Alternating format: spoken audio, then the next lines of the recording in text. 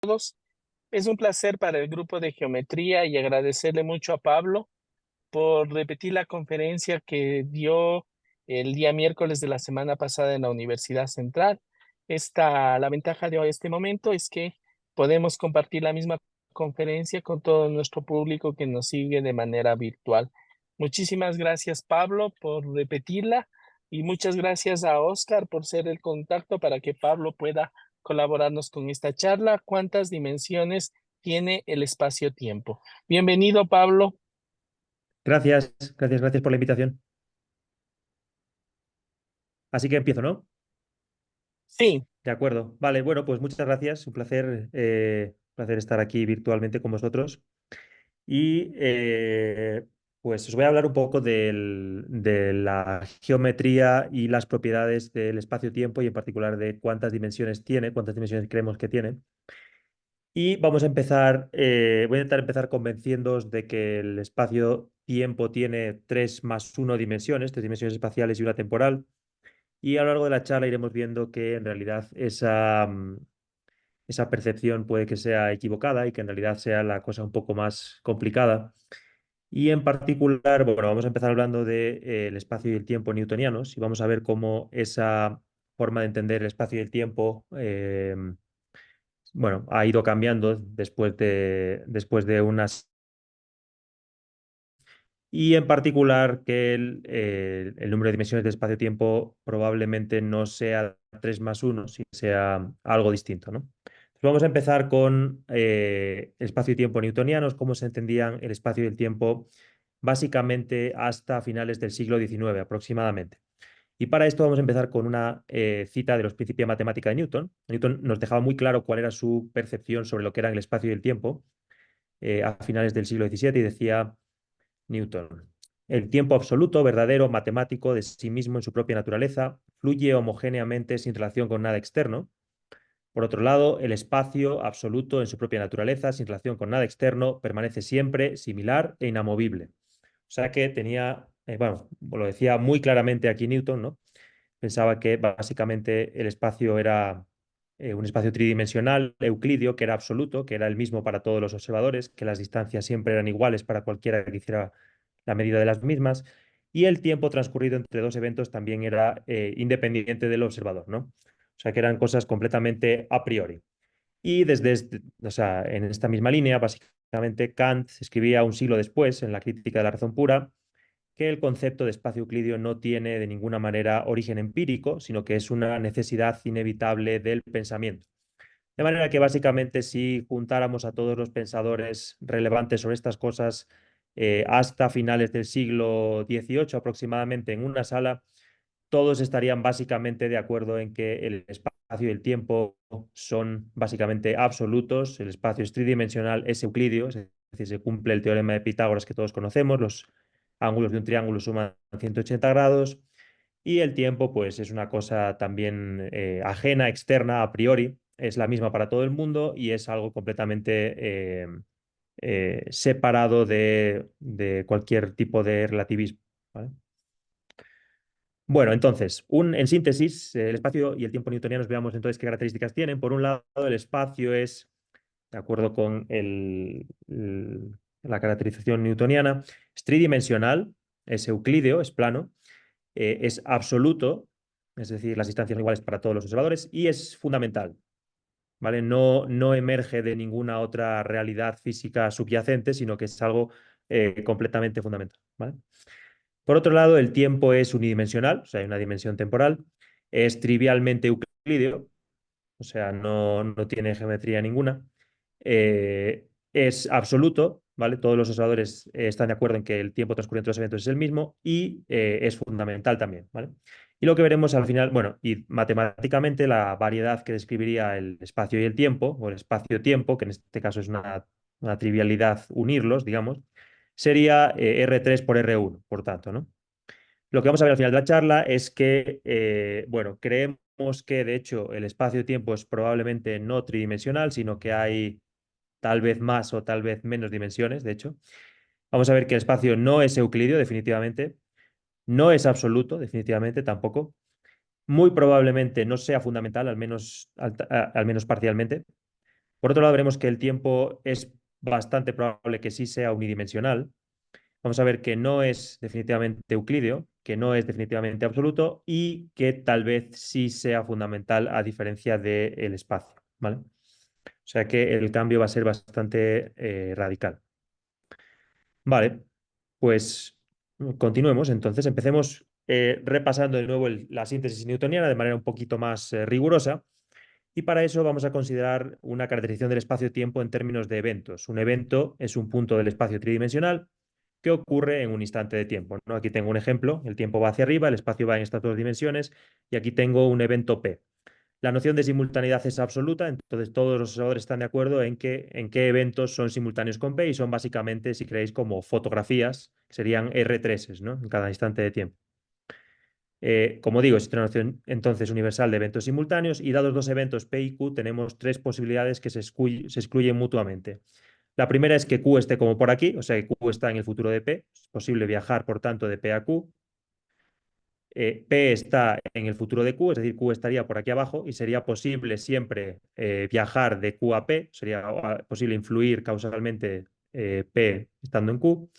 Y la otra posibilidad es que P y Q sean simultáneos y en ese caso, bueno, es imposible estar presente en P y Q porque habría que moverse, digamos, infinitamente rápido de un punto al otro para alcanzarlo, ¿no? Eh, bueno, desde el punto de vista newtoniano, como ya mencioné antes, tanto el intervalo de tiempo entre los eventos, cuánto tiempo pasa desde que yo hago algo, no sé, cojo el móvil ahora mismo encima de la mesa y hago clic en la pantalla, pues todos estaríamos de acuerdo en que ha transcurrido la misma cantidad de tiempo.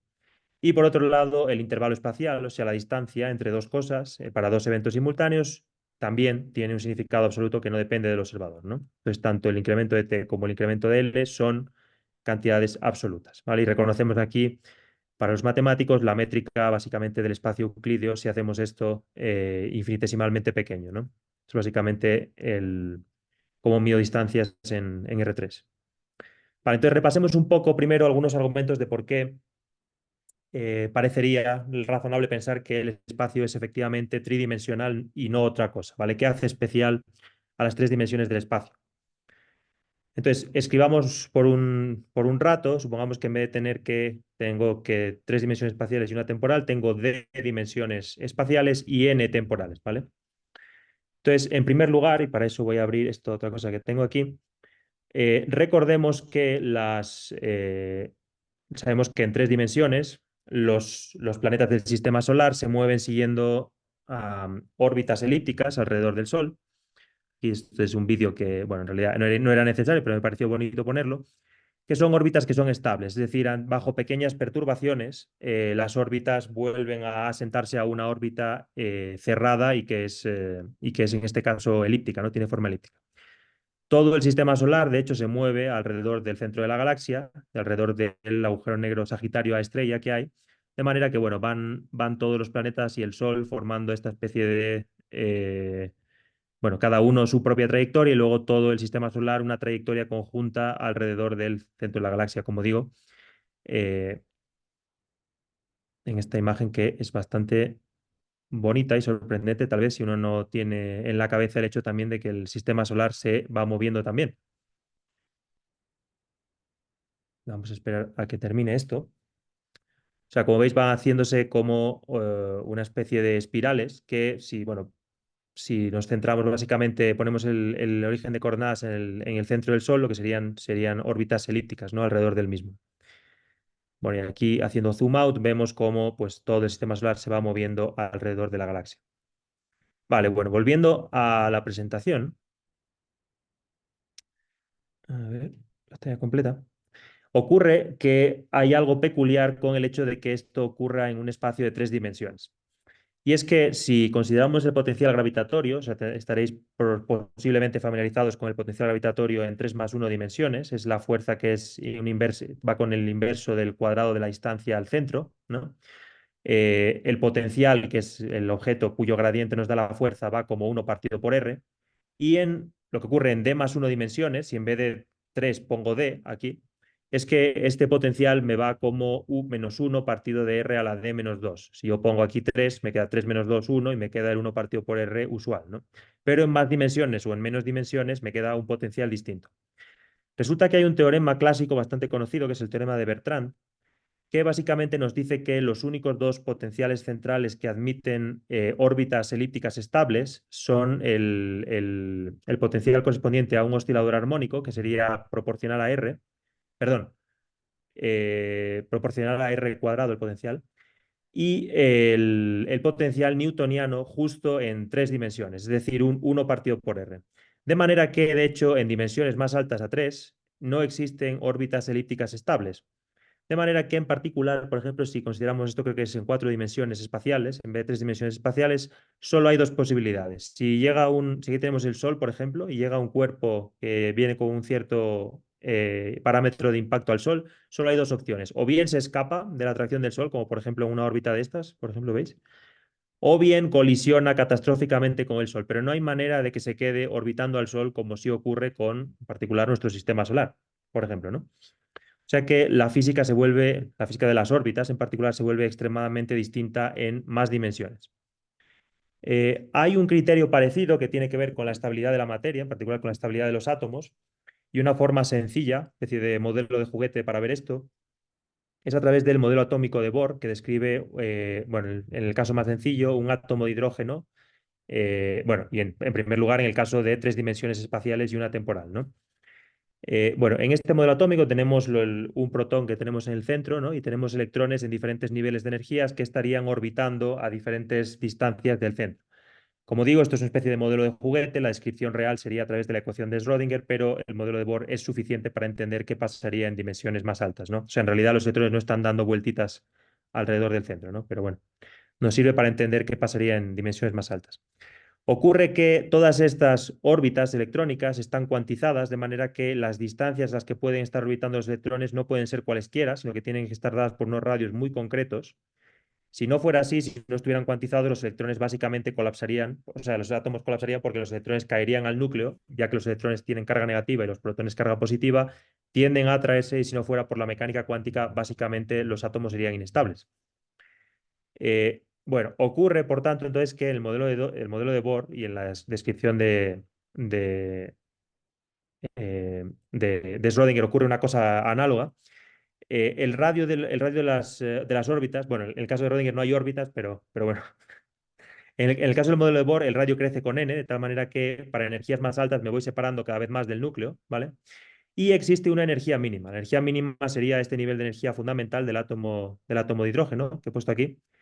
Y ese hecho de que el radio crezca con el número cuántico explica que existan estabilidad en los átomos, que exista química, que exista vida y que existan las charlas de física, por ejemplo.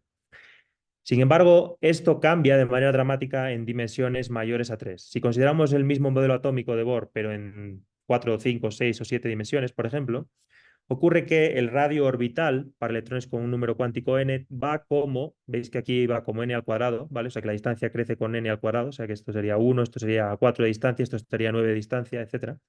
Esto va como 2 a la 4 menos d. De manera que, de hecho, en vez de ir alejándonos del centro para energías más altas, lo que pasa es justo lo contrario. El radio va decreciendo con n, de manera que los niveles de energía tienden a acumularse arbitrariamente cerca del núcleo. De manera, de hecho, que los átomos serían, por tanto, inestables. O sea que los electrones se caerían al núcleo irremediablemente en el modelo de Bohr en más de 3 dimensiones. De manera que, al menos desde el punto de vista de un modelo que describe cómo funcionan los átomos de hidrógeno con gran precisión bueno, en nuestro universo, una descripción análoga en más dimensiones daría lugar a materia que sería inestable, ¿vale? O sea que este es de nuevo un criterio de estabilidad de cosas que observamos que son estables que va en contra de la posibilidad de que haya más dimensiones espaciales, ¿no? Vale, entonces esto es un par de argumentos a favor de las 3 dimensiones espaciales y todo dentro del contexto de un espacio tridimensional y euclídeo. Y ahora vamos a intentar poner en tela de duda parte de estas, en particular, o sea, el hecho de que sea euclídeo y el hecho de que sea tridimensional. Y para eso vamos a empezar hablando un poquito de relatividad especial. Eh, entonces, una pregunta, o sea, esto que está marcado aquí en amarillo son las cosas que vamos a mirar ahora. Vamos a preguntarnos si efectivamente el espacio es euclidio, si es absoluto y lo mismo si el tiempo es unidimensional, euclidio y absoluto. Sobre la cuestión de si el tiempo es tridimensional, volveremos más tarde, ¿vale? Vale, entonces, para hacer eso vamos a hablar un poquito de relatividad especial primero. Y la relatividad especial se puede sintetizar en dos postulados fundamentales que debemos a Albert Einstein, que los propuso en 1905. El primero es básicamente un postulado que ya existía en la relatividad de Galileo, que es básicamente el hecho de que las leyes de la física son invariantes bajo transformaciones del sistema de referencia del tipo rotaciones, cambio en cómo, dónde pongo mi origen de tiempo, el hecho de que gire el laboratorio, de que lo mueva en cualquier dirección. Y por otro lado, el hecho de que objetos que se mueven a velocidad constante unos con respecto a otros, si yo pongo un laboratorio moviéndose a velocidad constante, las leyes de la física van a quedar igual, ¿no? Entonces, bueno, ese postulado, el hecho de que las leyes de la física son iguales en todos los sistemas de referencia inerciales, ya estaba antes, pero el nuevo, que tiene consecuencias bastante brutales, es el postulado de la velocidad de la luz. Este nos dice que la velocidad de la luz en el vacío es una constante universal, que voy a llamar c aquí, que son 300.000 kilómetros por segundo, que es una velocidad muy alta, ¿no? Por tanto, que es independiente del movimiento de la fuente de luz. Es decir, que esto es muy raro porque normalmente las velocidades se componen de manera aditiva. Es decir, si hay una persona observando, por ejemplo, cómo un tren se mueve y alguien dispara una bala desde el tren, la velocidad de la bala desde la persona que está observando desde fuera, desde el andén, sería la velocidad del tren más la velocidad de la bala, ¿no? Sería la velocidad de la bala que observaría la persona que está observando desde fuera.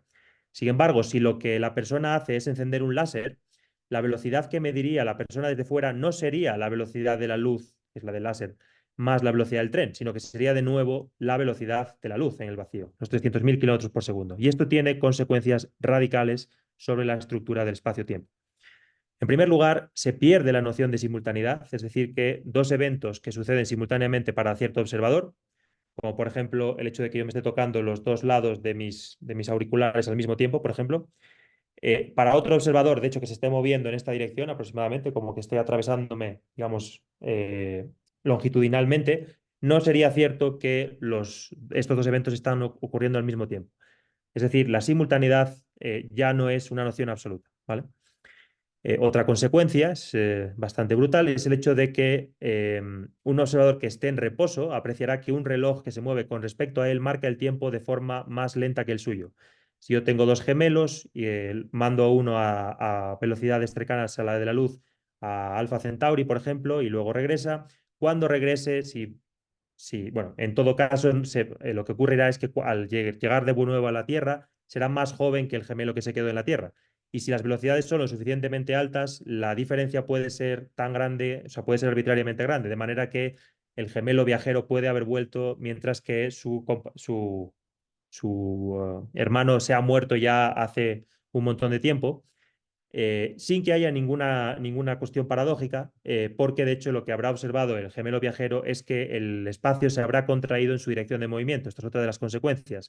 Un observador en estado de reposo aprecia que un objeto que se mueve con respecto a él se contrae a lo largo de su dirección de movimiento. Es decir, que el gemelo viajero, en este ejemplo, de hecho, habrá recorrido una distancia menor de la que el gemelo que se ha quedado en la Tierra aprecia que hay desde la Tierra hasta Alfa Centauri, ¿vale? O sea que cada uno de los dos no observará nada extraño, pero cuando vuelvan a juntarse, el que ha estado viajando verá que es mucho más joven que el otro, ¿vale? Una última consecuencia, el espacio y el tiempo no deben pensarse como entidades absolutas, y esto vamos a ver en un momento mejor por qué es así, sino que deben entenderse como aspectos de una sola entidad que es el espacio-tiempo, ¿vale? Entonces, revisemos cómo era nuestra noción de eventos y del espacio-tiempo en el caso newtoniano y veamos cómo cambia en el caso relativista. En el caso relativista, conservamos la noción de eventos que están en el pasado y en el futuro de P. De nuevo tenemos aquí un punto P. Veis que antes teníamos un plano que era todo lo que era simultáneo, ahora hemos perdido eso, ¿vale? La noción de simultaneidad ya no existe, o sea, cada uno tiene la suya, no es absoluta. Pero los eventos tales que no es posible para ninguna partícula material estar presente en P y Q al mismo tiempo pueden ser de tres tipos. Puede ser que podemos tener por un lado eventos Q tales que es posible para un rayo de luz emitido en P alcanzar Q. Estos serían los eventos que están en lo que se llama el cono de luz futuro de P. La velocidad de la luz, no lo he dicho antes, pero es de hecho se puede ver que una consecuencia de la relatividad especial es que la velocidad de la luz es un máximo absoluto para las velocidades. Nada puede propagarse localmente más rápido que la luz. Y por tanto, si yo emito desde el punto P un montón de láseres que formen en todas las posibles direcciones, esto me iría formando una esfera, que sería este circulito de aquí, básicamente, que se propagaría a la velocidad de la luz. todo lo que puede influir causalmente P, o sea, toda la influencia que puede tener P en el mundo, está contenida en este cono de luz, puesto que nada puede ir más rápido que la velocidad de la luz. Si fuera más rápido que la velocidad de la luz, nos saldríamos del cono de luz. Como la velocidad de la luz es una constante, un máximo universal para las velocidades, todo el futuro de P está constreñido a este cono de luz. Entonces, los eventos tales que es posible para un rayo de luz emitido en P alcanzar Q son los que forman el cono de luz. De manera análoga, todos los eventos tales que es posible para un rayo de luz emitido en Q alcanzar P serían los que forman el cono de luz pasado. Entonces, tenemos no solo los que están en el borde, sino los que están dentro, ¿no? Tanto del cono de luz futuro como del cono de luz pasado. Estos serían eventos Q tales que no es posible estar presente en P y Q y que no. Ah, perdón. Perdón. He dicho la noción de eventos que no es posible para ninguna partícula material estar presente en P y en Q al mismo tiempo. Serían los eventos que están fuera del cono de luz, ¿vale? Perdón. Los eventos Q tales que no es posible estar presente en P y en Q que no pertenecen al cono de luz serían los que están aquí fuera, ¿no? Estos eventos que están en esta zona y en esta zona de aquí, no es posible que puedan tener ningún tipo de relación causal con P, porque para alcanzarlos tendríamos que movernos a velocidades superiores a la de la luz, ¿vale? Por otro lado, todo lo que está, como os decía, contenido dentro del cono futuro, cono de luz futuro, básicamente son aquellos eventos en los que P puede tener alguna relación causal y todo lo que está contenido dentro del cono de luz pasado son eventos que han podido influir causalmente en P, ¿vale? Importante es que, como digo, la noción de simultaneidad absoluta desaparece y además las nociones de intervalo de tiempo y de intervalo de longitud, o sea, distancia, ya no tienen un significado absoluto. A cambio, o sea, perdemos dos cosas absolutas, que era el tiempo transcurrido entre los eventos y lo que miden las cosas, básicamente simultáneas. A cambio, ganamos dos cosas absolutas. Por un lado, la velocidad de la luz, que es un invariante universal para todos los sistemas de referencia, y por otro lado, lo que ganamos es un elemento de arco, que en vez de ser un elemento de arco espacial, es un elemento de arco espacio-temporal, ¿vale? Veis que básicamente es igual que el intervalo de arco espacial más un trocito que es básicamente el intervalo de tiempo es temporal, pero con la velocidad de la luz multiplicando aquí. De manera que tenemos una especie de teorema de Pitágoras cuatrodimensional en el que una de las dimensiones, que es la temporal, aparece con el signo cambiado, ¿vale? Esta es la cantidad que es independiente del observador que ganamos a cambio de perder el intervalo temporal y el intervalo espacial, ¿vale?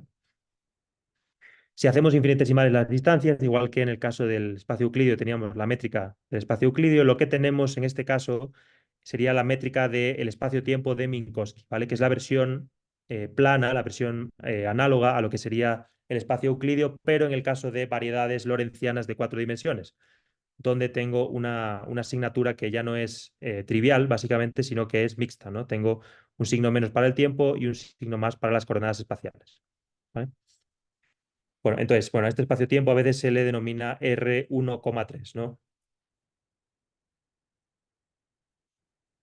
Planteémonos un momento, entonces, ¿qué pasaría, dicho esto, en el caso de que en vez de tener un solo tiempo, tuviéramos, de hecho, varias dimensiones temporales? Una posibilidad que es bastante exótica y, de hecho, en física es bastante complicado encontrar artículos en los que siquiera se considere esta posibilidad, ¿vale? Entonces, ocurren algunas cosas peculiares cuando uno considera varios tiempos, varias dimensiones temporales. En principio, en la experiencia cotidiana de una persona cualquiera no se experimentaría nada raro, en el sentido de que tú no es que fisiológicamente tuvieras necesariamente nada extraño, te estarías moviendo en tu dirección temporal, pero habría algunos problemas. El primer problema es que, de hecho, si no podrías básicamente encontrarte con nadie que no estuviera moviéndose literalmente en la misma dirección temporal que tú. Supongamos que el tiempo fuera bidimensional, tendríamos un plano y tú seguirías una trayectoria en ese plano, una trayectoria temporal, o sea, te estarías moviendo por uno de esos tiempos.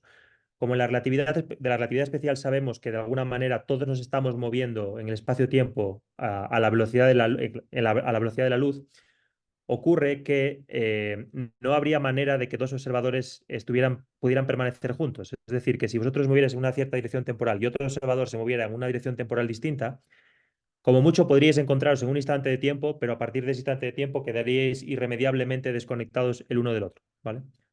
Eso que he puesto aquí, dos observadores moviéndose en dos direcciones temporales distintas que se encuentran en un momento dado serían incapaces de permanecer juntos. O sea que sería un mundo bastante aislado, ¿vale? bastante solitario. Hay otro problema también, que es el hecho de que las partículas se vuelven inestables, bastante más inestables de lo que lo son en nuestro universo si hubiera más tiempos. Y eso tiene que ver con la conservación de la energía. El tiempo es el parámetro conjugado de la energía. La energía tiene que ver con la homogeneidad del tiempo, ¿vale? Y es una cantidad, una magnitud conservada como consecuencia de eso. En particular, para que una partícula decaiga en otras dos, es necesario que la masa de la partícula original sea mayor que la suma de las masas de las partículas en las que está decayendo.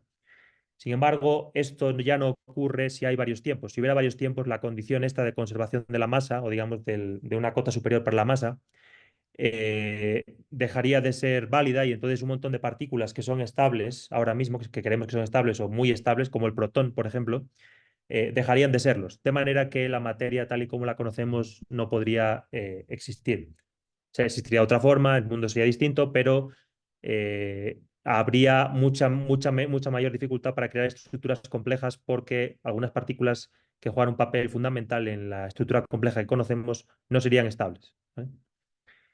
Y luego hay otro aspecto fundamental también, que es que las leyes físicas en general se describen, al menos a nivel clásico, como leyes dinámicas, que son relativistas. Por ejemplo, la ecuación de ondas, que aparece en varios contextos, la ecuación de Klein-Gordon, la ecuación de Dirac, la ecuación de Rarita-Schwinger, la propagación de ondas gravitacionales en la teoría de Einstein, etc. Eh, Todas estas ecuaciones son hiperbólicas y son ecuaciones que permiten, por tanto, predecir lo que va a pasar en el futuro dadas unas condiciones iniciales. Por ejemplo, el ejemplo más sencillo, en la mecánica newtoniana, si yo tengo la posición y la velocidad en un momento dado, puedo predecir la evolución posterior de todo el sistema en tiempos futuros. Sin embargo, en un universo en el que yo tengo más de un tiempo, las ecuaciones dejan de ser hiperbólicas y dejo de tener predictibilidad de las teorías físicas. Aquí tengo una especie de cuadro resumen que saqué de un artículo que me pareció bastante interesante.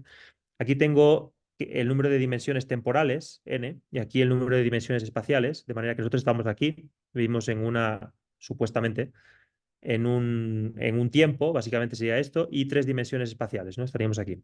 Os he dicho antes que para más dimensiones espaciales hay problemas de inestabilidad, que sería esto que pone aquí unstable, ¿no? Por otro lado, si voy a más tiempos, os acabo de decir que las ecuaciones se vuelven ultra hiperbólicas y por tanto pierdo la predictibilidad de las ecuaciones de la física. Aquí este autor puso too simple en el caso de que tenga menos dimensiones espaciales. En realidad, en este caso no está tan claro que esto tenga que ser descartado realmente. Y bueno, de hecho vamos a ver que hay argumentos que permitirían también estar en esta zona de aquí. Sin embargo, en todo caso, bueno, el caso de dimensiones temporales mayores que uno lo voy a dar por descartado porque hay una serie de problemas bastante importantes, en particular el problema de la impredictibilidad. Hay un ejemplo curioso que es el de que tuviéramos una dimensión espacial y 3 dimensiones temporales, y en este mundo solo habría taciones, que son partículas que se propagan a velocidades superiores a la de la luz, y habría todo tipo de locuras como viajes al pasado, etcétera. Entonces, bueno, continuemos. Bueno, obviamente, supuestamente estamos aquí y ahora, de hecho, lo que voy a hacer es intentar convenceros de que probablemente no estamos aquí, ¿vale? No estamos en esta situación. Pero antes de eso, hablemos un poco de relatividad general, porque hasta ahora os he hablado del espacio-tiempo newtoniano, luego del espacio-tiempo relativista especial, vamos a hablar un poco del espacio-tiempo relativista general. Para esto tenemos que hablar de, como digo, de espacios-tiempos curvos y me parece interesante mencionar cuál fue la primera persona que empezó a plantearse la posibilidad de que el espacio, en particular el espacio, no el tiempo, pero bueno, pudieran existir espacios que no fueran planos, sino que tuvieran geometrías más sofisticadas. Sabréis que hay un intento milenario de intentar demostrar el quinto postulado de Euclides a partir de los otros cuatro. Y lo que empezaron a darse cuenta, algo de lo que empezaron a darse cuenta algunos pensadores, en particular Gauss, el primero, fue del hecho de que si uno, de hecho, relaja el quinto postulado, en realidad lo que se obtiene es una geometría nueva que es completamente consistente. Entonces no tiene sentido intentar demostrar el quinto postulado a partir de los cuatro primeros, porque de hecho te salen geometrías que son válidas también, son razonables. Entonces Gauss, en una carta a un amigo en 1824, escribía: la suposición de que la suma de los tres ángulos de un triángulo es inferior a 180 grados conduce a una geometría curiosa. Es la geometría hiperbólica. Muy diferente de la nuestra, pero totalmente consistente, que he desarrollado de forma completamente satisfactoria. Sin embargo, Gauss no se atrevió a publicar esto y en una carta que le escribía a otro amigo, Bessel, en 1829 decía lo siguiente: no planeo trabajar en mis extensas investigaciones para que sean publicadas y quizás nunca aparezcan en mi vida, pues temo el alarido de los beocios, decía, si expreso mi opinión en voz alta. Bueno, el alarido de los beocios se refería básicamente a la opinión de Kant y sus discípulos que, como habíamos visto anteriormente, decían que el espacio y el tiempo eran cosas completamente a priori. Entonces, esto que Gauss había demostrado es que de eso nada, que en realidad era posible tener espacios que no fueran euclídeos y que, por tanto, el espacio euclídeo no era una condición a priori de la mente humana, sino que, de hecho, la mente humana podía construir geometrías consistentes con otras propiedades. Como no tenía ganas de meterse en berenjenales, Gauss no publicó nada de esto. De hecho, hay una anécdota curiosa de que un amigo suyo, Bolay, bueno, que tenía un hijo que de hecho descubrió en paralelo unos años después, porque supuestamente Gauss esto lo había hecho ya, de hecho antes del 1800 ya tenía resultados al respecto. Le enseñó este amigo a Gauss un apéndice de un artículo que había escrito en el que su hijo básicamente llegaba a la misma conclusión, es decir, que existían geometrías en las que la suma de los ángulos de un triángulo eran inferiores a 180 grados y que eran consistentes. Entonces Gauss le dijo a su amigo que básicamente esto ya lo había visto él hacía bastantes décadas, que efectivamente todo salía consistente, pero que no se había puesto a publicarlo porque no quería meterse en problemas. Esto deprimió mucho al hijo de este amigo, pero bueno, quedó como uno de los creadores de la geometría no euclídea. El otro, Lobachevsky, también llegó a conclusiones parecidas unos años después. Y básicamente, una cosa importante también es que estos tres se dieron cuenta de la posibilidad de la geometría hiperbólica y fue Riemann el que se dio cuenta de que también tenemos el caso de que los ángulos de un triángulo sumen algo superior a 180 grados, ¿vale? En ese caso, lo que pasaba era que el espacio-tiempo no se propagaba infinitamente en todas las dimensiones, sino que teníamos, perdón, espacio-tiempo, geometrías cerradas, ¿vale? En este caso, una esfera, por ejemplo. ¿Vale? Una cita que me resulta graciosa de Einstein es que, bueno, como vamos a ver en un momento, la relatividad general depende crucialmente de la geometría no euclídea, pero Einstein no tenía ni idea de esto a principios del siglo XX. De hecho, en una carta que escribía a su primera mujer y colaboradora Mileva Maric, escribía: Grossman, que era un amigo de Einstein, que era matemático, está obteniendo su doctorado en un tema relacionado con jugar con la geometría no euclídea. No sé muy bien de qué se trata. Bueno, después aprendió, ¿no? Afortunadamente para todos, y llegó a la teoría de la relatividad general. Como os decía antes, debemos pensar en el espacio y el tiempo como una única entidad de cuatro dimensiones. Entonces, en particular, nuestro universo, así a priori, sería un espacio-tiempo de cuatro dimensiones, ¿vale? Y al igual que existen superficies de dos dimensiones que están curvadas de distintas maneras, tenemos superficies planas, superficies curvadas positivamente y superficies curvadas negativamente, o no sé si lo he dicho al revés. Como vemos aquí, el teorema de Pitágoras se cumple porque la suma de los ángulos es mayor que 180 grados y aquí menor que 180 grados. Este es el caso que descubrieron Gauss y compañía, este es el caso que descubrió Riemann y este es el caso usual euclídeo, ¿no?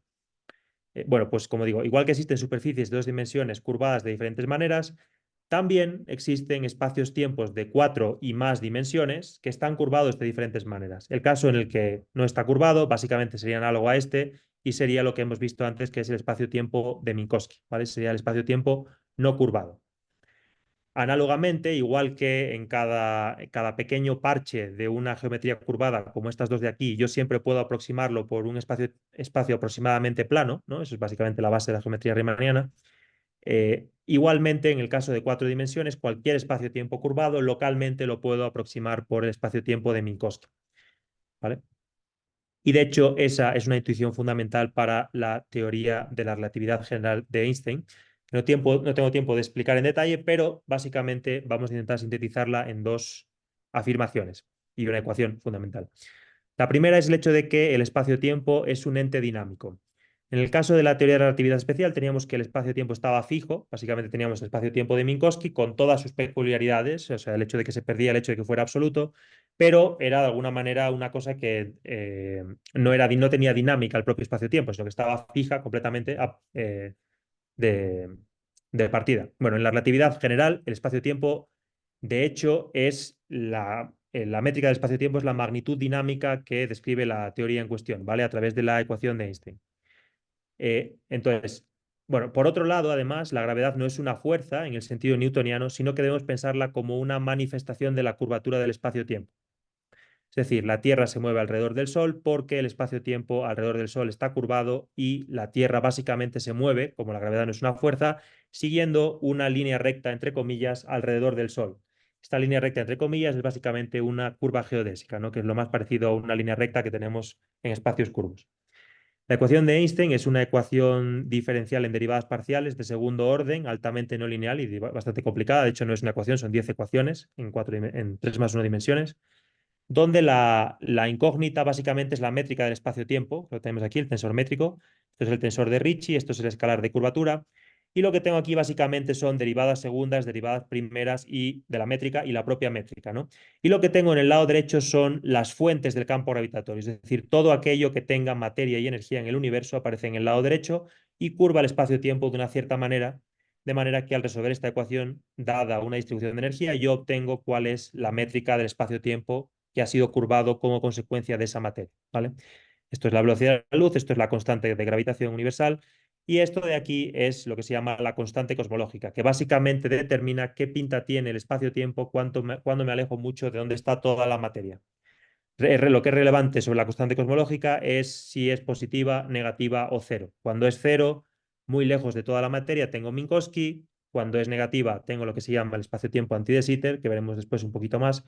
Y cuando es negativa, que es lo que de hecho parece ocurrir en el caso de nuestro universo, tengo lo que se llama un espacio-tiempo de tipo de Sitter, ¿vale? Entonces, bueno, un argumento más, de hecho, en favor de la tridimensionalidad del espacio es el hecho de que si considero la relatividad general en otras dimensiones, pasan cosas un poco peculiares. Por ejemplo, si me voy a menos dimensiones, si voy a uno más uno dimensiones, resulta que la relatividad general es una teoría completamente topológica, no hay ninguna dinámica. En 2 más uno dimensiones ocurre que todos los espacios-tiempos son localmente equivalentes, entonces en particular, por ejemplo, no hay ondas gravitacionales, que son un aspecto fundamental de la teoría en 3 más uno dimensiones.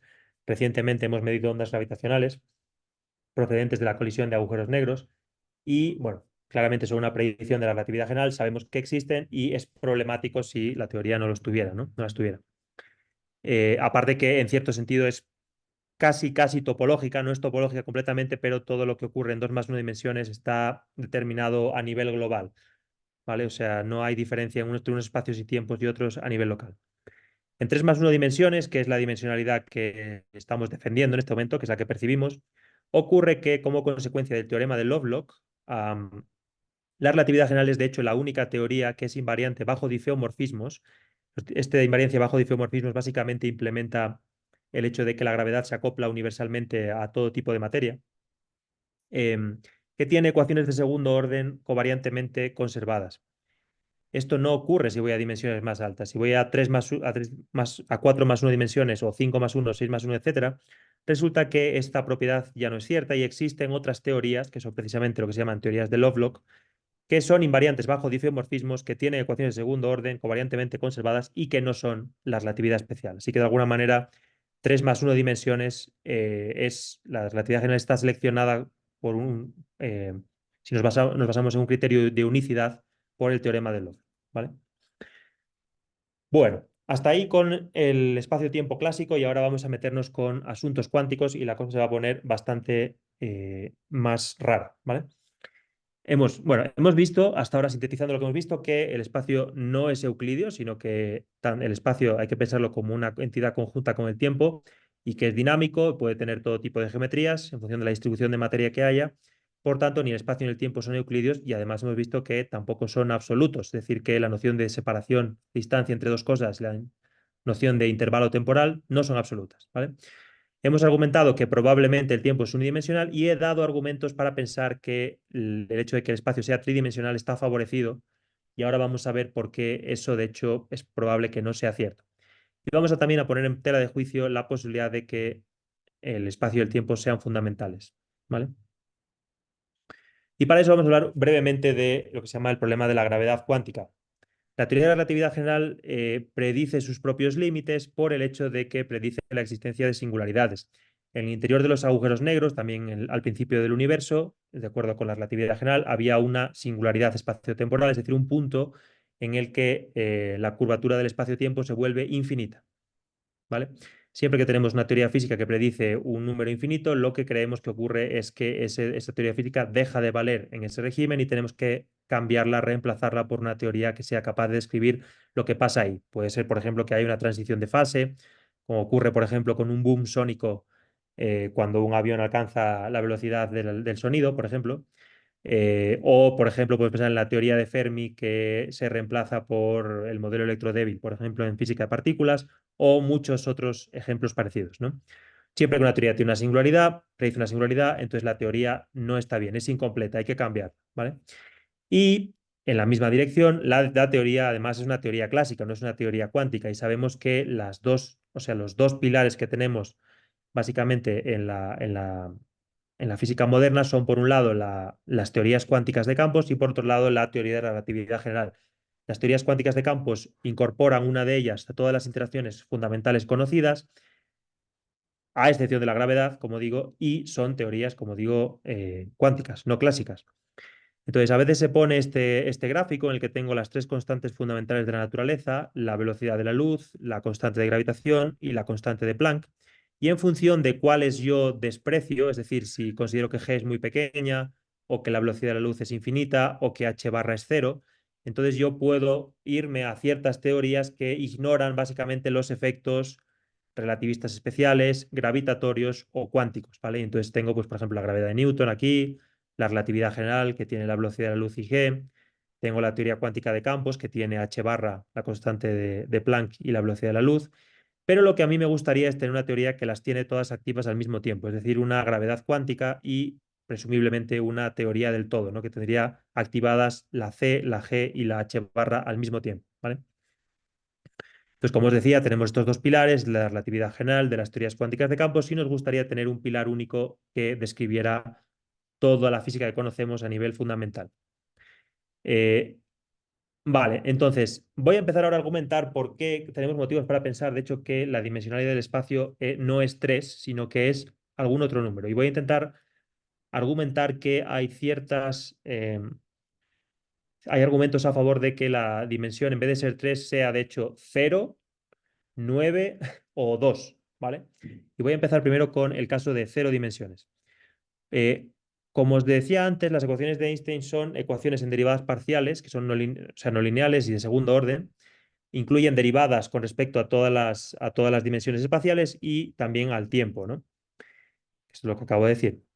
Sin embargo, ocurre que en las inmediaciones de una singularidad espacio-temporal ocurre una cosa bastante peculiar. Por ejemplo, si os caéis dentro de un agujero negro de Schwarzschild y os acercáis mucho a las inmediaciones de la singularidad, en un momento dado lo que va a pasar es que de hecho todos los puntos del espacio se desacoplan unos de otros y cada punto se comporta como si fuera ajeno a todos los demás. Es como que el espacio se vuelve ultralocal, ¿vale? Y esto matemáticamente lo que significa es que todos los gradientes espaciales, o sea, todas las derivadas con respecto a las coordenadas espaciales se vuelven irrelevantes y la única contribución a las ecuaciones de Einstein que es importante son las derivadas temporales. De manera que de forma efectiva las ecuaciones de Einstein dejan de ser ecuaciones en derivadas parciales y se convierten en ecuaciones diferenciales en el tiempo, exclusivamente. De manera que cada punto se comporta como si tuviera cero dimensiones, ¿vale? Espaciales y una temporal. Es como si en cada punto de las inmediaciones de una singularidad tuviéramos un espacio-tiempo de 0 más 1 dimensiones, ¿vale? En infinidad de puntos distintos, ¿vale? Entonces, algunos autores, de hecho, han intentado perseguir esta idea, intentando bueno, meter la cuántica en juego e intentar ver qué consecuencias podría tener llevar adelante la posibilidad de que, de hecho, de manera efectiva el espacio se reduce a 0 dimensiones, ¿vale? Pero bueno, esto es una posibilidad un poco, que está un poco trabajada en la literatura y voy a dejarla simplemente ahí como una sugerencia y voy a pasar a hablar ahora de unas posibilidades mucho más robustas, ¿vale? Antes de eso, vamos a hablar de la cuestión de si el espacio-tiempo es o no fundamental. Y voy a dar un argumento de por qué el espacio no puede ser una entidad fundamental a escalas lo suficientemente pequeñas, sino que tiene que haber alguna realidad emergente, ¿vale? De la que subyace. Normalmente la manera de poner a prueba a distancias más pequeñas es acelerando partículas y colisionándolas unas con otras, ¿vale? Es una manera un poco bruta de hacerlo, pero es la que conocemos.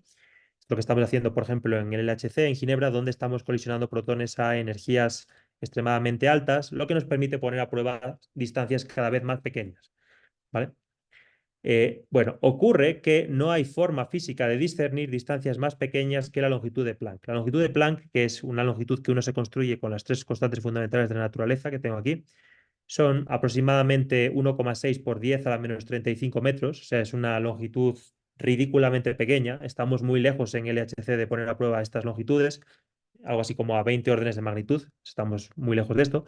Pero lo que ocurre es que si quisiéramos poner a prueba distancias tan pequeñas como la longitud de Planck, al hacer una colisión con energías tan altas, de hecho lo que haríamos sería crear un agujero negro.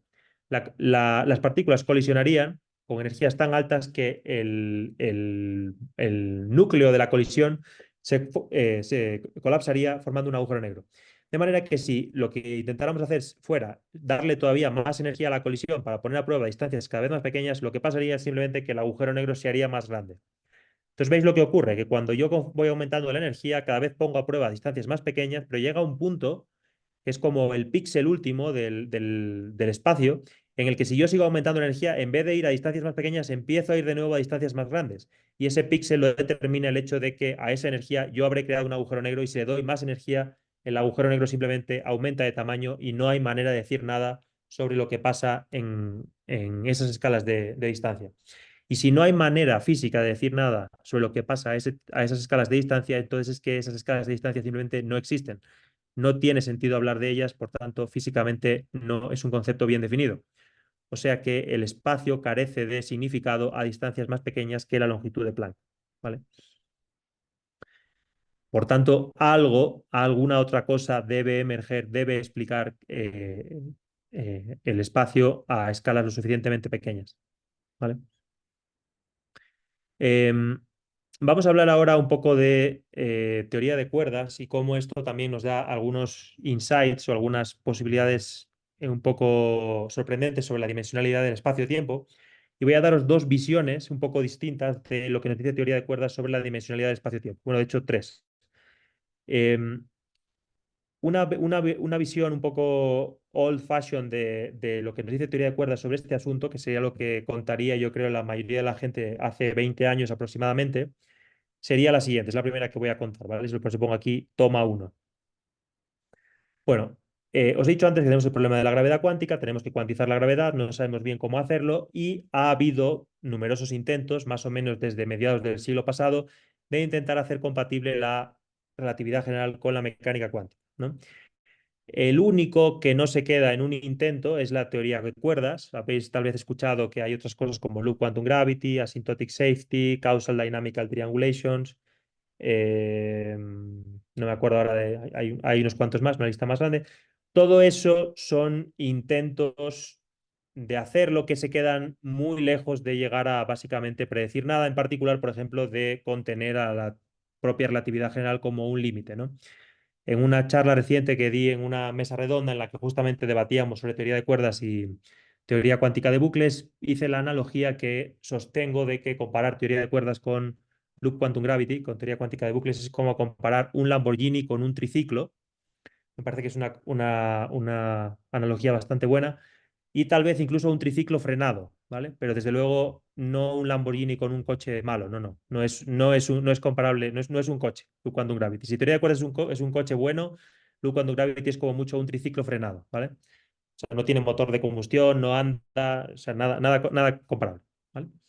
Bueno, de acuerdo con teoría de cuerdas, en esta versión un poco antigua, todas las partículas fundamentales serían modos de vibración de pequeñas cuerdas de energía, estas sean las famosas cuerdas, ¿no? Es una teoría cuántica de la gravedad consistente a altas energías, o sea que resolvería el problema de la gravedad cuántica, ¿no? Predice la teoría de la relatividad general a bajas energías. Esto es fundamental porque si no, no sabemos qué estamos haciendo. La teoría tiene que incluir todo lo que sabemos sobre la gravedad, es decir, tiene que incluir la teoría de la relatividad general en el régimen correspondiente. Y además incorpora todos los ingredientes necesarios para la unificación de todas las fuerzas conocidas y de todas las partículas, lo cual involucra un montón de cosas no triviales como acoplamientos de tipo Yukawa, interacciones gauge, todo tipo de campos escalares, fermiónicos, etcétera, y todo lo que tenemos básicamente en el modelo estándar. Incluye una serie de extensiones del modelo estándar y, bueno, eso sería otra discusión, el ver qué problemas hay a la hora, de hecho, de, por ejemplo, meter el modelo estándar exactamente, qué pasa con la supersimetría, etcétera, pero no voy a ir hoy por esa dirección.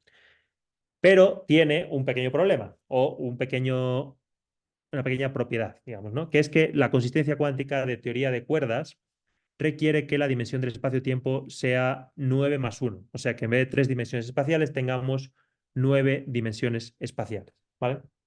Entonces, una posibilidad es decir que la teoría está mal y que, bueno, la abandonamos porque, porque claramente vivimos en 3 dimensiones y no en 9.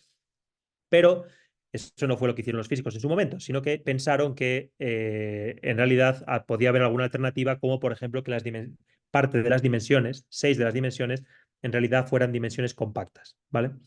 Bueno, siguiendo, dejando al margen por un momento la cuestión de las dimensiones, a las que voy a volver en un momento, yo os diría, si estuviera contándoles lo que dice teoría de cuerdas sobre este asunto hace 20 años, que hay unas cuantas teorías de cuerdas. Tenemos la tipo 1, la tipo 2A y la tipo 2B, tenemos las heteróticas, están relacionadas unas con otras a través de dualidades y hay una teoría supuestamente que incorporaría todas, cada una sería diferentes aspectos de la misma teoría, que es lo que se llama teoría M, ¿vale? Que sería una cosa que está en este momento altamente inexplorada todavía. Sobre el asunto de las dimensiones compactas, como digo, como teoría de cuerdas parece que hay 9 dimensiones, algo tenemos que hacer con las 6 dimensiones adicionales. Entonces, una posibilidad sería que esas dimensiones estuvieran ocupando, o sea, tuvieran tamaños muy pequeñitos. Y al igual que, por ejemplo, un señor moviéndose por el borde del puente este apreciaría básicamente que el borde este es unidimensional, mientras que las hormigas podrían moverse, por ejemplo, también en la dirección alrededor del borde, o sea que habría una dimensión extra, pero que es compacta. La idea sería que habría dimensiones compactas, 6 dimensiones compactas a las cuales nosotros, que somos entes macroscópicos, no podríamos acceder. Eh, la búsqueda de dimensiones adicionales es una cosa que se toman en serio los físicos y de hecho en el LHC hay numerosos grupos que están buscando la presencia de dimensiones adicionales. Y hay ciertas smoking guns, digamos, como posibles cosas que se podrían medir en un experimento que nos indicarían la presencia de dimensiones adicionales, como por ejemplo el hecho de que se pierda momento, por ejemplo, y no se sepa a dónde se ha ido el momento lineal de una partícula, por ejemplo. Como creemos que el momento se conserva, pues lo que puede haber pasado es que el momento se ha ido a otra dimensión, ¿vale? Por ejemplo. O que aparezcan copias idénticas de partículas, lo cual se interpretaría como modos de Kaluza-Klein, que serían también de dimensiones adicionales. Bueno, una serie de cosas. Una pregunta muy razonable es ¿por qué solo observamos 3 de las 9? Ok, supongamos que efectivamente existen 6 compactas. La pregunta es ¿por qué son 6 y no, por ejemplo, 7 y 2 extensas? Yo creo que el estatus sobre esto es un poco precario. Hay ciertos argumentos de algunos artículos que dicen que hay algunos argumentos dinámicos de por qué en realidad en un universo que empieza con un montón de cuerdas en las inmediaciones del Big Bang que se propagan, lo que es termodinámicamente más favorable es que 3 de las dimensiones se hagan extensas mientras que 6 se queden compactas, ¿vale? Pero entiendo yo que esto es algo que no está demasiado entendido todavía. Otra pregunta es de cuántas formas distintas se pueden compactificar 6 dimensiones. Y la respuesta es que en principio de una infinidad de maneras distintas. Ahora bien, no todas las posibles formas de compactificar las dimensiones son compatibles con la física que observamos, pero aún así el número resulta ser astronómico en principio y eso lleva a lo que se llama el problema del landscape, del cual voy a hablar en un momento. Eh, y como digo, está la pregunta también de si podríamos detectar las dimensiones adicionales. Y la respuesta es que en principio sí podríamos detectarlas, dependería de cómo de pequeñas fueran. Si fueran extremadamente pequeñas, sería muy difícil, pero hay artículos que sugieren la posible existencia de dimensiones adicionales que podrían ser medibles con experimentos que están funcionando hoy en día, ¿vale?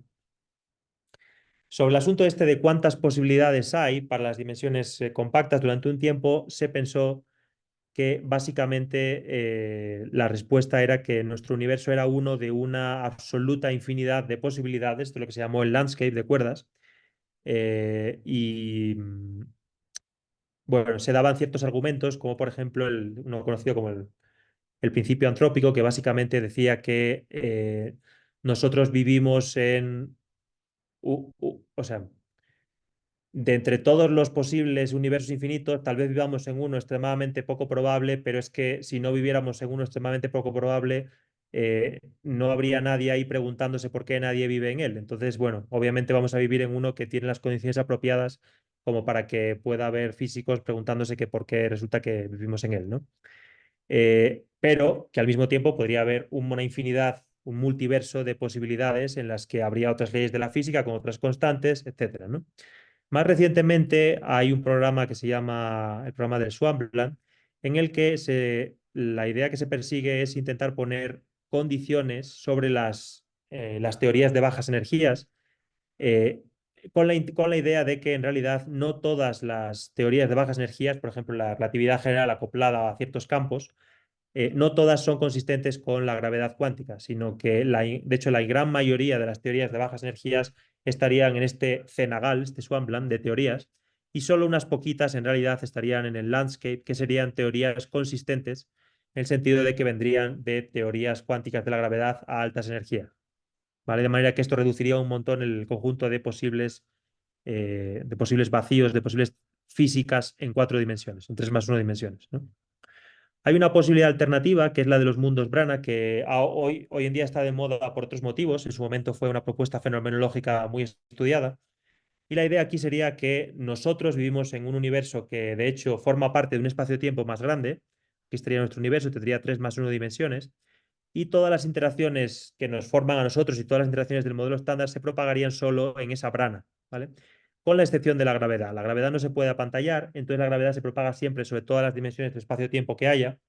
Y de hecho, este argumento, este tipo de escenario es interesante porque de hecho permite explicar por qué la gravedad es tanto más débil que todo el resto de interacciones conocidas. Si tú comparas la intensidad con la que se atraen un electrón y un protón, por ejemplo, electromagnéticamente, es brutalmente mayor que la intensidad con la que se atraen gravitatoriamente, por ejemplo. Bueno, este escenario explica por qué eso podría suceder.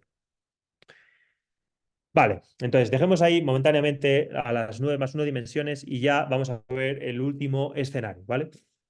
Y es que ocurre que mientras todo esto se estaba desarrollando desde los 70 aproximadamente, había otra serie de desarrollos que iban un poco en paralelo. Y esto tenía que ver con la física de los agujeros negros. Los agujeros negros son regiones del espacio y el tiempo que están caracterizadas por la presencia de un horizonte de eventos. Es decir, una región tal que si tú la atraviesas te quedas causalmente desconectado del exterior como consecuencia del hecho de que el espacio se está contrayendo sobre sí mismo más rápido de lo que la luz se propaga localmente ahí. Como la luz es un límite de velocidad para cualquier local para cualquier cosa, no hay manera de escapar de la contracción del espacio-tiempo en el interior de un agujero negro, de manera que una vez que caes dentro no puedes salir, estás causalmente desconectado, ¿vale? Bueno, se observó que los agujeros negros, de hecho, tenían algunos problemas. Por ejemplo, los agujeros negros son objetos que desde fuera son muy sencillos y daba la impresión de que tú podías esconder entropía. Tal vez recordéis la segunda ley de la termodinámica que dice que la entropía de un sistema aislado solo puede aumentar. Sin embargo, si yo tengo agujeros negros, puedo esconder entropía dentro. Y esto parece violar la segunda ley. Entonces, los físicos empezaron a plantearse la posibilidad de que los agujeros negros, de hecho, tuvieran entropía, fueran objetos termodinámicos. Esto era un poco raro porque, como os acabo de decir, los agujeros negros absorben todo lo que se acerca, no permiten que escape nada y por tanto su temperatura sería cero. Tener temperatura significa emitir radiación, emitir algo. Pero entonces Stephen Hawking se dio cuenta, de hecho, de que los agujeros negros sí que emiten una cierta radiación, lo que se llama la radiación de Hawking, ¿vale? Y como consecuencia de esto, los agujeros negros, de hecho, tienen una entropía. Tienen una entropía, de hecho, que es proporcional al área de la superficie, al área del horizonte de eventos. El número concreto es un 4, ¿vale? Es el área dividido por 4 en unidades de Planck. Y veis aquí que esa es la longitud de Planck que la vimos antes, que involucra las 3 constantes fundamentales de la naturaleza y, por tanto, alguna gente considera que esta es la primera fórmula de la gravedad cuántica. Una broma que siempre menciono es que esta fórmula, que este BIH hace referencia a black hole, pero también hace referencia a Bekenstein-Hawking, que fueron las personas que llegaron a esta fórmula en primer lugar. Bueno, esto tiene una consecuencia importante para la dimensionalidad del espacio-tiempo a través de lo que se llama las cotas entrópicas. Y es que ocurre que si yo tengo una esfera, imaginaos que tenéis una esfera que os está rodeando a vosotros, aquí ahora mismo, que según estáis en vuestra casa, donde sea que estéis, y empezamos a meter materia dentro de esa esfera, ¿vale? Tenemos una esfera imaginaria alrededor y empezamos a meter más y más materia dentro. Durante ese proceso iremos aumentando la entropía de lo que hay dentro de la esfera, pero llegará un momento en el que si he metido suficiente materia, esa esfera colapsará formando un agujero negro. Y cuando colapse formando un agujero negro, la entropía que tendrá será la dada por la fórmula de Bekenstein y Hawking. Pero entonces, la esfera ahora mismo en la que estáis metidos tiene una entropía, ya que en ese proceso iría aumentando la entropía, que es inferior a la del agujero negro. Es decir, la entropía de la materia sería menor que el área partido de 4. Y esto es muy llamativo porque la entropía básicamente tiene que ver con la información requerida para caracterizar un sistema físico. Y, por tanto, si uno se pone a pensar en cuánta información haría falta para describiros, por ejemplo, a vosotros, todo lo que hay en el volumen ese de la esfera, uno tendría que pensar que esa entropía debería crecer con el volumen de la región. Porque toda la información sobre el estado cuántico de todas las partículas que os forman, incluido pues todas las cosas que determinan pues que llevéis barba, que llevéis la camiseta de tal color, que no sé, que haya un móvil encima de la mesa, lo que sea. Bueno, toda esa información, si yo hago más grande la esfera, pues aumenta con el volumen, no con la superficie. Entonces, es muy llamativo que la entropía máxima que puede haber dentro de una esfera dada esté dada, de hecho, por el área de la esfera. ¿Vale? Esto sugiere, de hecho, que toda la información de todo lo que hay dentro podría describirse con una teoría que viviera en el borde de la esfera. ¿Vale? Y eso es precisamente el principio holográfico. El principio holográfico es una idea bastante loca a priori, que hoy en día es aceptada básicamente como cierta por toda la comunidad de físicos teóricos y que establece una cosa bastante llamativa, que es que la información requerida para especificar completamente el estado físico de un sistema es proporcional al área de la superficie en que está contenido. De manera que debería haber una teoría física tal que yo, si yo describiera la evolución de los grados de libertad que viven en la esfera que me rodean, yo podría explicar todo lo que pasa dentro del volumen de la esfera. De manera que todo lo que está pasando dentro de la esfera, dentro sería una especie de holograma, ¿vale? De lo que realmente sería fundamental, que es lo que viviría en el borde de la esfera. ¿Vale? Bueno, de acuerdo con esta idea, entonces el espacio-tiempo no tendría 3 más 1 dimensiones, sino que tendría 2 más 1 dimensiones, es decir, las dos dimensiones espaciales de la esfera esta que rodearía en cada punto bueno, cualquier cantidad de materia, ¿no? Bueno, esta idea, que es de los 90, se tomó con cierto escepticismo, a pesar de que el argumento era sólido, porque se pensaba que no era, o sea, era un poco heurística y no estaba claro que esto pudiera tener una realización cuantitativa precisa. Sin embargo, hubo un breakthrough espectacular en 1997 con lo que se llama la correspondencia ADS-CFT, que viene de Anti de Sitter con Formal Field Theory, y es una correspondencia que propuso Juan Maldacena y que básicamente establece una equivalencia entre ciertas teorías cuánticas de la gravedad, en particular teorías de cuerdas, y teorías cuánticas de campos sin gravedad ninguna, ¿vale? Y que viven en menos dimensiones, ¿vale? Bueno, esta correspondencia es una correspondencia completamente precisa, no es una cosa heurística, sino que tú puedes hacer un cálculo desde el lado del holograma y un lado desde el lado de la teoría fundamental que vive en el borde y ver que ambas coinciden, ¿vale? Es una realización precisa del principio holográfico, por tanto, y ocurre que esta correspondencia holográfica solo funciona para una de las tres posibilidades que veíamos en las ecuaciones de Einstein. Si recordáis, la constante cosmológica tenía tres posibles valores, o era positiva, o era negativa, o era cero.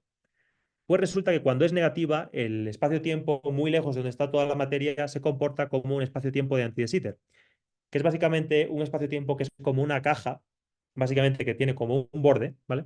Y en esta correspondencia, la teoría de campos, esta teoría cuántica de campos que no tendría gravedad, viviría en el borde de la caja, ¿vale? Mientras que toda la gravedad y todas las cuerdas y todo esto viviría dentro y sería un holograma de lo que vive fuera, ¿vale? De lo que vive en el borde. Entonces, bueno, en la frontera tenemos una teoría cuántica de campos que no tiene gravedad y en el interior, aquí dentro, ¿vale? Tendríamos la gravedad, a las cuerdas y más cosas, ¿vale? Entonces, como decía antes, puede uno hacer cálculos, y esto se ha hecho en innumerables ocasiones, en miles de artículos. Este artículo es el artículo más citado, creo, de la historia de la física, probablemente. Se ha verificado cuantitativamente que si yo hago un cálculo desde el punto de vista de la teoría holográfica, o sea, la teoría de la gravedad, y desde el punto de vista de la teoría que vive en el borde, los cálculos siempre coinciden el uno con el otro. Hay una cosa que se llama el diccionario holográfico que te permite traducir cantidades calculadas en el borde a cantidades físicas que viven en el interior y siempre se observa un match perfecto, siempre hay un acuerdo perfecto entre ambas cantidades, ¿vale? Entonces, desde este punto de vista, teoría de cuerdas debe de verse tal vez de una forma un poco diferente a cómo la veíamos en la percepción anterior. Em,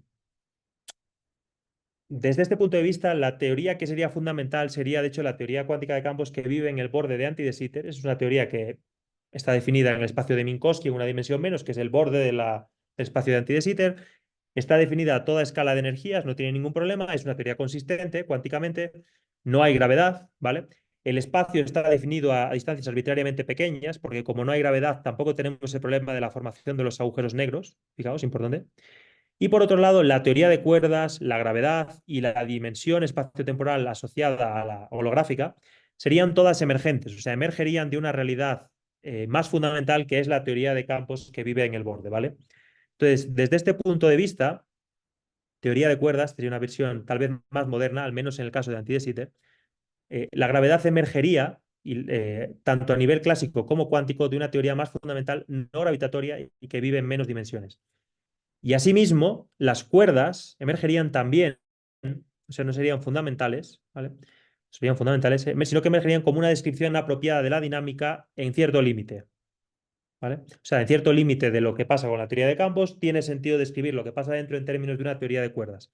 En otro cierto límite tiene sentido describir lo que pasa dentro como la teoría de la relatividad general acoplada a cierta materia, ¿vale? Pero lo que es fundamental es la teoría cuántica de campos que vive en el borde, ¿vale? Esto es interesante porque nos dice, de hecho, que algunas de las dimensiones espaciales serían emergentes, en este caso una, la dimensión holográfica, ¿no? Que se mete dentro, en el interior, mientras que otras no. Tendríamos que en 2 más 1 dimensiones tendríamos el espacio-tiempo de Minkowski con su teoría de campos. Esas dimensiones no serían, sí serían fundamentales, no serían emergentes, pero una de las dimensiones sí sería emergente, ¿vale? Además, el tiempo, con respecto al tiempo, también es interesante porque el tiempo sería un parámetro externo, no sería un parámetro emergente, sino que sería fundamental.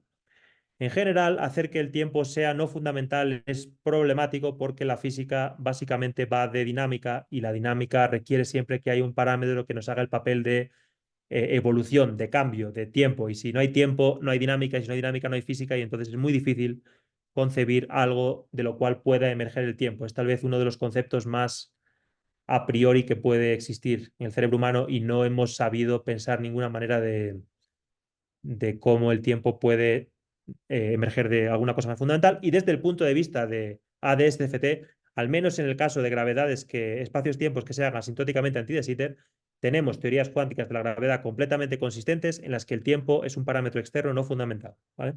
Y las cuerdas también son no fundamentales porque emergen de la teoría de campos. Bueno, entonces tenemos esta dicotomía entre el 2 más 1 y el 9 más 1. Yo diría que el approach, es la visión esta del 2 más 1 que os he dicho que es válida en el caso de Anti de Sitter. Si quisiéramos movernos a un espacio-tiempo que fuera asintóticamente Minkowski o asintóticamente de Sitter, no está claro dónde están las pantallas holográficas, dónde vive la teoría esta del borde que vive en la caja. En el caso de Anti de Sitter está claro dónde vive y tenemos a DSCFT, pero en el caso de Minkowski y de Sitter esto está mucho menos desarrollada y a pesar de que todo el mundo piensa que la holografía debe ser algo que debe de, o sea, que debe de aparecer en cualquier teoría cuántica de la gravedad, no está claro de qué manera lo hará en el caso de Minkowski o de Sitter. Y desde este punto de vista, la visión del 9 más 1 de las cuerdas, para el caso de, al menos de Minkowski, tal vez sea, bueno, digamos, la visión que tendríamos ahora mismo más precisa de lo que puede pasar. Esto lo defendería alguna gente. Yo diría más bien que es, pues, yo tendría a decantarme más por la posibilidad de que en realidad el principio holográfico acabe siendo lo que mande. Y lo que sí puede ocurrir es que la teoría holográfica dual, la teoría fundamental de la cual emergería la gravedad y todo lo demás, puede ser una cosa mucho más complicada de lo que lo es en el caso de ADS-CFT, que es una teoría cuántica de campos sin ningún problema, una teoría cuántica de campos invariante Lorentz, de las cuales hemos estudiado y conocemos un montón. Entonces, resumiendo, llegando ya al final, el espacio es probablemente no tridimensional, tal vez bidimensional o nueve dimensional. Es dinámico y curvo, es relativo y al menos parcialmente emergente. Os di el argumento antes de que en un universo en el que hay agujeros negros, el espacio no puede ser plenamente fundamental porque a escalas de energía lo suficientemente altas el espacio me crea un agujero negro y no es posible poner a prueba distancias más pequeñas, ¿vale? El tiempo es unidimensional, aparentemente, no tenemos motivos para pensar otra cosa, y sí tenemos motivos para pensar que es unidimensional. Es dinámico y es curvo, es relativo y es posiblemente fundamental, ¿vale? Y bueno, con eso termino. Si queréis más física, seguro que vosotros muchos ya la conocéis, pero yo colaboro a veces con Quantum Fracture, corrigiendo los guiones y en algún que otro vídeo también. O sea que si no conocéis el canal os invito a que lo veáis. Y también a veces en el canal de Javier García, que tiene cursos más avanzados de matemáticas y física que han servido a muchos estudiantes en el pasado. Así que con eso ya termino y gracias por la atención. Muchas gracias, Pablo. Les pido por favor a los asistentes de abrir el micrófono para un aplauso a Pablo. Y abrimos la ronda de preguntas. ¿Hay alguna pregunta? ¿Alguna pregunta?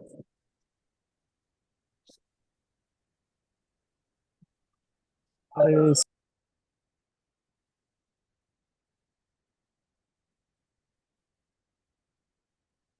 parece que no hay ninguna pregunta. Pablo, muchísimas gracias por la charla el día de hoy. Te agradecemos mucho. Una buena noche. Muchas gracias a todos los asistentes. Gracias, Pablo. Gracias, Gracias, Una buena Pablo. tarde y un buen regreso a Buena tarde España. con todos. Gracias. gracias. Saludos a todos. Chao. Chao. Gracias.